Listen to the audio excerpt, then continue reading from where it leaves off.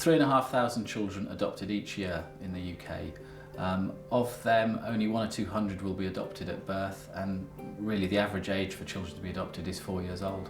Due to the backgrounds of adopted children, they're likely to have a range of emotional, behavioural, developmental difficulties, which will also have a major impact on their educational ability as well.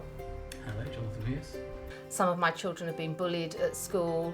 Some of them have learning difficulties. Their education is behind other children, and very often allowance isn't made for that within the classroom, so it does make it very difficult for them. One of my daughters, who was being very badly bullied at school, the only way we could solve the problem was to actually move her to another school. With another one of my daughters, where there were areas of the curriculum that were impacting on her and making her quite upset. I had to write about a biography about what happened about childhood, and it really upsets me because you have to remember everything from the past and that and childhood.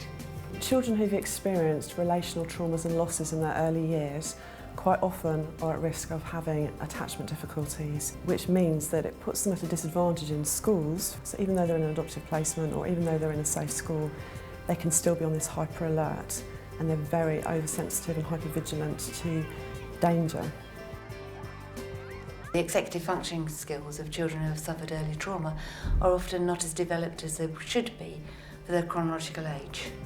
The executive functioning skills are the skills that underlie problem solving and underlie learning, and they begin to develop in early babyhood and continue until at least the mid-20s. Children who experience significant traumas and losses, their brain is actually really affected by this. So what happens is, for them, the brainstem, which is responsible for fight, flight, freeze responses, is on high alert. So this part of the brain is working very, very well for these children. But the part that isn't working so well is the prefrontal cortex, which is responsible for your logic, your empathy and your cause and effect. Also what I'm seeing with adopted children out in schools is they've got higher levels of cortisol, stress hormone in their body, so it actually makes it very difficult for them to sit still and to manage long periods of time. They can have difficulties focusing and concentrating, they can have difficulties interpreting social situations, which puts them at risk. They have difficulties out in the playgrounds. They can also find the curriculum very difficult as well, because that can actually trigger off very difficult memories for them. It's important that the impact of that loss and trauma in their early life is recognised, so that they have the same priorities, the same rights and the same interventions that looked after children have within the educational setting. I would really like to see some national training available in our universities and colleges across the board for education staff to have access to all the latest information around trauma and loss, so that they can really understand attachment difficulties. I'd also like to see adopted children having more access to funding and key workers. Adoption UK wants to call on the government to make changes to the educational system for adopted children so that their needs are acknowledged and recognised within the education system, and that services are provided for them. My daughter experienced a number of difficulties, particularly in mainstream school where she's remained from the start. She had delayed language skills, difficult problems with memory, especially short-term memory. So if she was given an instruction or learnt a new concept in class, it was very difficult for her to retain that information.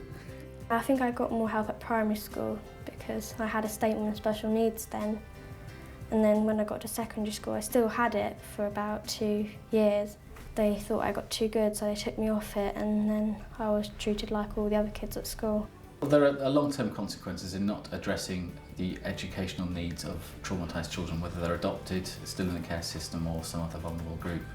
We know that children in the care system are overrepresented in the prison population or involved in the criminal justice system.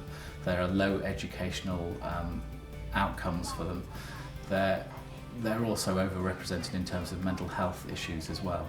Therefore, with actually some relatively simple changes and some understanding of those issues for adopted and other traumatised children, we can make big changes in the educational chances that those children have.